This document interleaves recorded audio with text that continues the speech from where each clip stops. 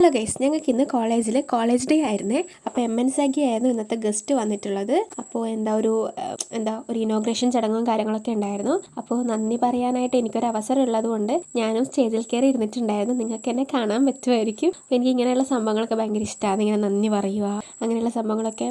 അപ്പോൾ നന്ദി പറയുന്നതിന് മുന്നേ ആയിട്ട് കുറച്ച് ബാക്കിയുള്ള സാറിൻ്റെ സ്പീച്ചും അതിനിടയിൽ ദീപം തെളിയിക്കുന്ന സംഭവങ്ങളൊക്കെ ഉണ്ട്, വിളക്ക് കത്തിക്കുന്ന സംഭവമൊക്കെ ഉണ്ടായിരുന്നു. അപ്പോൾ ഞാനും കൂടെ ഉള്ളതുകൊണ്ട് എനിക്കും തിരി കത്തിക്കാൻ പറ്റി. അപ്പോൾ ഒത്തിരി സന്തോഷമായി.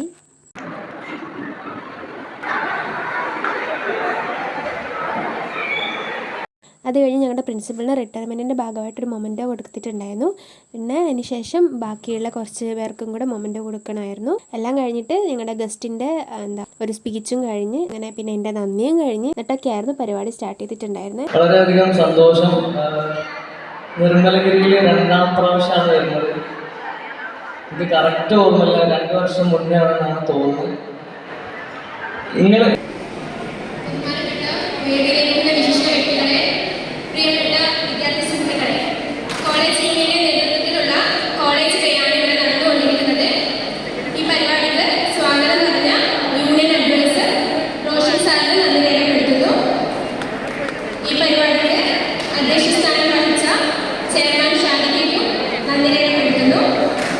അതുപോലെ തന്നെ ഈ ഒരു പരിപാടി ഉദ്ഘാടനം ചെയ്ത് സംസാരിച്ച കോളേജ് പ്രിൻസിപ്പൽ സെബാസ്റ്റ്യൻ സാറും നന്ദി രേഖപ്പെടുത്തുന്നു.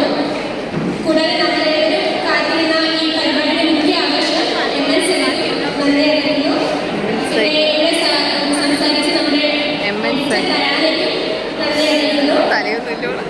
പിന്നെ ഈ പരിപാടിയുടെ വിജയത്തെ പറയുന്ന നിർമ്മലഗിരി കോളേജിലെ ഓരോ വിദ്യാർത്ഥി സുഹൃത്തുക്കളും ഹൃദയത്തിൽ തൊട്ട് നന്ദി രേഖപ്പെടുത്തുന്നു.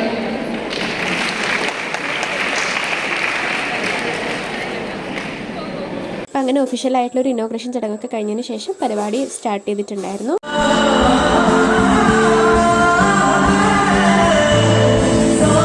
അപ്പോൾ ഞാൻ മുഴുവൻ പരിപാടിയും കാണാൻ നിന്നിട്ടില്ല. കുറച്ച് നേരം പാട്ടൊക്കെ കേട്ടതിന് ശേഷം തിരിച്ച് വീട്ടിലോട്ട് പോന്നു. വീട്ടിലെത്തിയിട്ട് കുറച്ച് പരിപാടികൾ ബാക്കിയുണ്ടായിരുന്നു. അപ്പോൾ വീട്ടിലെത്തിയ ഒരു 6-6:30 അതിന് ശേഷം ഒരു ചെറിയൊരു സീൻ ഉണ്ടായി. എൻ്റെ അമ്മയുടെ കാലിൽ പൂച്ച അടിച്ചു.